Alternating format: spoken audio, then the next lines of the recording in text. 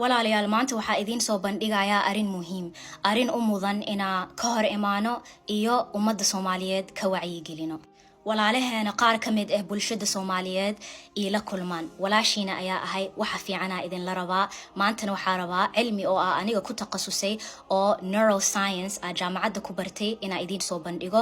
taasna waxaa waaye addictionska iyo balwadda iyo maskaxda bani aadanka dhibaatooyinka oo uu la kulmo qofka markuu addicted noqdo. علمي معلمينتي أو هارفارد يونيفرسيتي علمي إلهي أيا سريو. يقول تبارك وتعالى الأحد الأحد في محكم التنزيل: والله أخرجكم من بطون أمهاتكم لا تعلمون شيئا وجعل لكم السمع والأبصار والأفئدة لعلكم تشكرون. إلهي وحواي كان أو إذن كسو صاري علوش هويوين كينا إذن كونن وحبنا أوغين وحون إذن سيا مقلك وحون إذن سيا أركتذا إيا فؤادك سيدا أغمهد عليسين. مسكحة بني آدنك وحوليها هاي 6 بليون أما بقول بليون نيرونز كانوا حواي قول ير oo xariir la sameeyo wax la yiraahdo synapses mar walbana waxay diraan message ama xariirka oo ka dhaxeeyo maskaxda iyo jirka kale. xariirkana waxa la yiraahdaa synapse. xariirkaasna waxa u dhaxeeyo booskaas yarna wuxuu gudbiyaa risaalo ama fariintaasna waxa la yiraahdaa neurotransmitter yaasha way badan yihiin. mid waxa la yiraahdaa dopamine. neurotransmitter oo la yiraahdo dopamine wuxuu mas'uul ka yahay farxadaada, wuxuuna mas'uul ka yahay inuu kugu aadiyo waxyaalaha aad jeceshahay inaa mar walba samaysid. farxad ayuu kaaga dhigayaa inaad samaysid waxyaalaha qaarkood. marka haddaad tahay qof oo farxadaada ka heshid quraanka inaa aqrisid, salaadahaaga inaa tukatid, inaa maanta oo dhan horumarkaaga ku mashquulshid, taas ayaa farxadaada ka helaysaa. farxadaadana haddii tahay maanta oo dhan xanta iyo hadalka xun iyo waqti lumiska, dopamine-kaaga mar walba wuxuu kugu aadinayaa camalkaas. marka that's why ilaahay wuxuu dhahay afara'ayta man ittakhadha ilaahahu hawadiisa ma arkinoo qofka oo ilaahay ka dhigta. so don't make the dopamine in your brain your god. be very careful. waxaana ku xigo mid la yiraahdo neuroepinephrine waa hormone iyo neurotransmitter. kaasna waxaa loogu talagalay marka dagaalka diyaar u tahay, markaas wuxuu kugu diyaarinayaa alert iyo focused uu ka dhigayaa. indhahaaga markaas soo taagtid oo qof la dagaali doontid wuxuu ku siinayaa dhiigu ku karinayaa. kaasna waxaa waaye it arouses your mood and it gives you stress so you can defend yourself sidaa isu difaacdid. xariir kale ajiro oo la yiraahdo epinephrine kaasna waxaa waaye hormone iyo neurotransmitter. asagana wadnahaaga ayuu fast ka dhigaa energy-gaaga markuu kor aado oo cabsatid. kaasna waxaa loogu talagalay qofka oo anxiety-ga ama ka cabsanayo wax ama wax rabiyo inuu iska difaaco. midda kalena waxaa la yiraahdaa oxytocin waxaa loogu talagalay xariirka oo hooyada iyo cunugeeda iyo xariirka oo jaceylka oo kale. hadduu maskaxdaada ku bato waxaa u malaynaysaa jaceylka marmar addiction uu noqon karaa. taasna mar kale ka hadlaya insha Allah.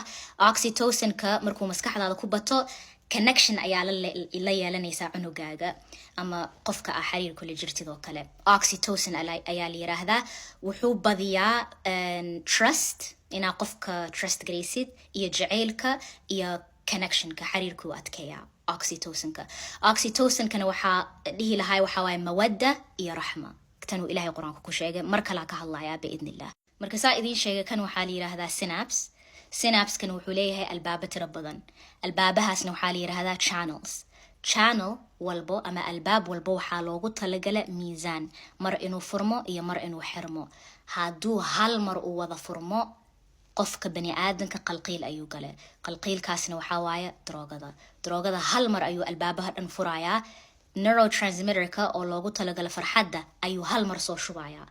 markaasaa qofkii oo loogu talagalay in yar inuu farxaddaas helo wuxuu noqonayaa maanta dhan qof raadinaya farxaddaas, because maskaxdiisa ayuu wuxuu baray farxad oonan caadi ahayn ama euphoria. albaabkaas waa inaa ilaalisid. haddaa maskaxdaada bartid addictions balwadda wax walbi ahaa kartaa. addicted qof kasta wax walba ayuu ku noqon karayaa. waa hawadaadana adduunyadan way raaci kartaa. dadka qaarkood adduunyadii addicted ku noqdaan. af ingiriis waxaa lagu yiraahdaa high on life. qofka waxa waaye maanta oo dhan waxay jecel yihiin bungee jumping inay sameeyaan inay diyaaradaha iska soo tuuraan because maanta oo dhan maskaxdooda wuxuu raadinayaa risky behavior.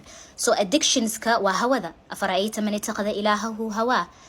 marka walaalayaal I hope af Soomaaliga inaad si fiican u fahanteen. I'm sorry marmar waxyaalaha qaarkood si fiican uma fasiri kari, but sababtii muuqaalkan rabe inaan soo bandhigo waxaa arkay dad badan oo qalqiilkaas ku dhex jiraan. maskaxdaada is a gift from Allah. waxa way hadiyad uu Ilaahay ku siiyay. hadiyadaas maxaa ku sameynaysaa yawm al-qiyaamada marka Ilaahay subhanahu wa ta'ala hor istaagtid oo Ilaahay subhanahu wa ta'ala ku weydiiyo maxaa ku sameeyay qalbigan ku siiyay, maxaa ku sameeyay maskaxdan ku siiyay, maxaa dhahaysaa. waa ina ahaatid qof oo ku faraxsan maskaxdaada iyo aqligaaga iyo fahankaaga sida ugu shaqaysa oo marka Ilaahay hor istaagtid dhahdid Ilaahayo waa kana amalkayga shaqaystay, waa kana inta wax oo fiican shaqaystay adduunyada inta ku noolahay. laakiin maskaxdaas ilaasho balwada iska ilaali.